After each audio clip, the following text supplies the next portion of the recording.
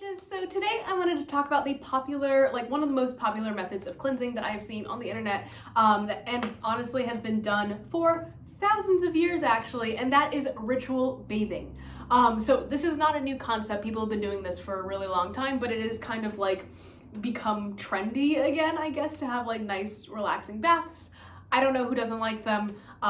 So yeah, it's just a great thing to have in your ritual practice. Essentially, every religion or spiritual practice on the planet mentions some way of ritually purifying yourself or purifying your space before performing some sort of like practice. While some religions require adherence to bathe in specific bodies of water, for example, the Ganges River is very sacred to people who practice Hinduism.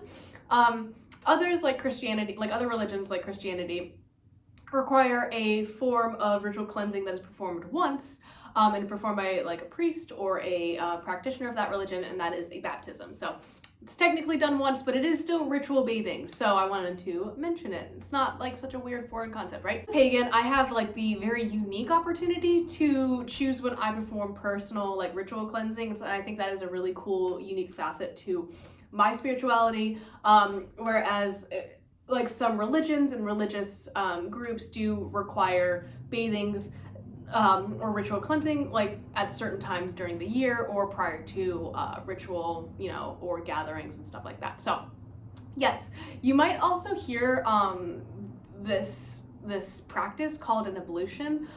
So if you see that anywhere, if you're reading it, that's what it's called. It just means ritual bathing. So yeah, now that I've rambled on about that for far too long, let's talk about bath magic. Bathing at home or in natural bodies of water is like one of the most common ways that modern pagans cleanse themselves via like ritual bathing.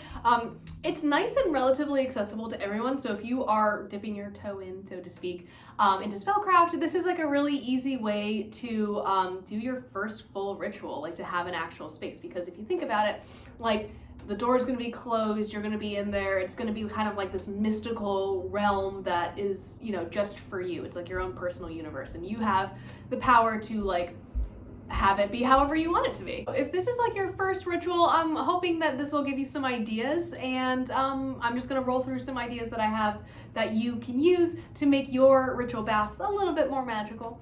So yeah, starting off with number one is to add a jar of moon water to the bath to grant it some cleansing or purifying energy. So yesterday we talked about how to make moon water, and a practical application of that moon water is adding, a jar of it to your bath.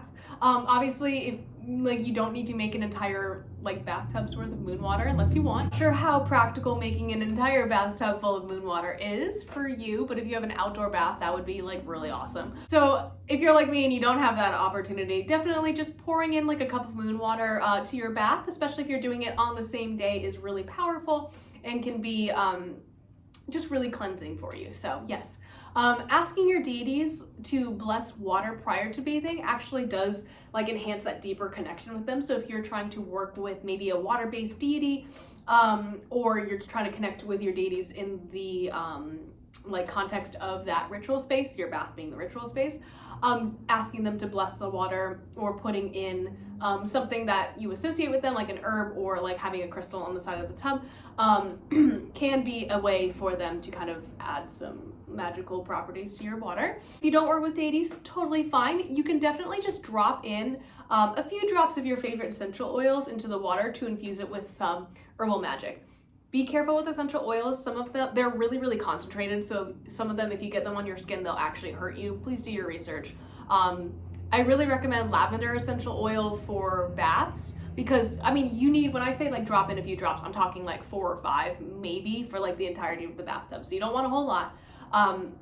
But it's really great for self-care, relaxation, and is really commonly used in a lot of bath products. So I really love lavender oil for ritual baths. I think it's great. Other hand, another thing you can do is either light some of your favorite incense or a nice candle to create a comforting atmosphere.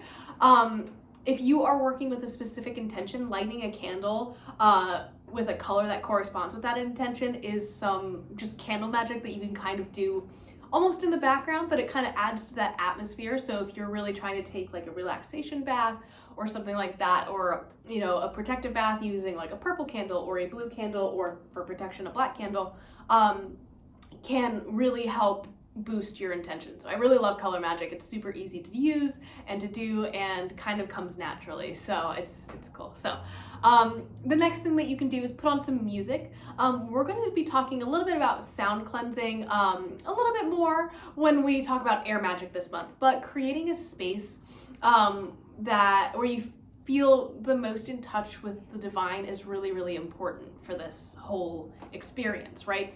Sometimes when I'm doing a bath or shower ritual, it feels like almost like once I shut that door, I am completely in a different realm, and I don't know how to explain that without sounding like an insane person. But for me personally, it's kind of like that place where I don't have to be performative in anything. I can kind of just be like, oh, okay, like no one's looking at me, no one's doing anything. This is my time and my space.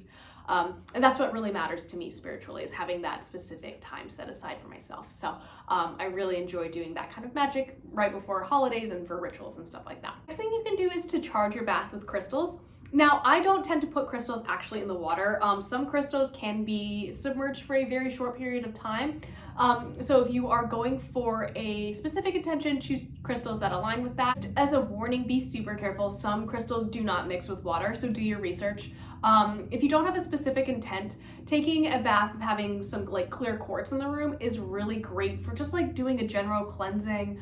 And I love clear quartz, so definitely recommend. Another thing that you can add to your bath that is very accessible and relatively inexpensive are Epsom salts. And you can literally find these in like the first aid section at like grocery stores or pharmacies. And it's like a type of crystal, it's crystal adjacent, it's a chemical salt, but basically you can pour them into your bath and they are actually physically healing, especially if you have like sore muscles or, you know, something aching you. Epsom salts are really good. As an athlete, like I used to take Epsom salt baths like right after a huge tournament. It helped immensely. So if you're like me, I don't really like taking baths that much. My bathtub is just not conducive for it, and like I just meh.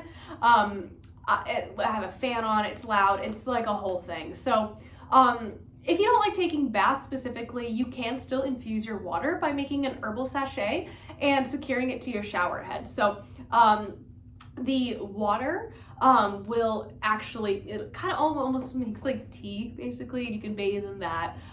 You could also warm up your moon water, perhaps like in a cauldron, but that's 100% up to you. Like don't burn yourselves, but that is so witchy, like heating up moon water and using it to bathe. But you can kind of pour it over yourself when it is like cool enough to do so. So there are definitely ways you can modify the elements of a ritual bath and make it a ritual shower. Finally, if you do get the chance, bathing in naturally occurring bodies of water can be a really great way to connect with the land. So even if you're just submerging your feet in like a shallow creek, I'm not saying you have to get like fully nude and like bathe in a lake or whatever, unless you really want to. That's super cool and super fine. I know people do it. Yeah, so if you ever have the distinct dishonor of going hiking with me, if there is a creek or body of water anywhere around, I will be the one taking off my shoes and like wading in knee high, right? So I really like connecting with the healing energies of the earth that way. I can really just like feel it. I don't know how to explain that, but I love the feeling of water like rushing over my feet.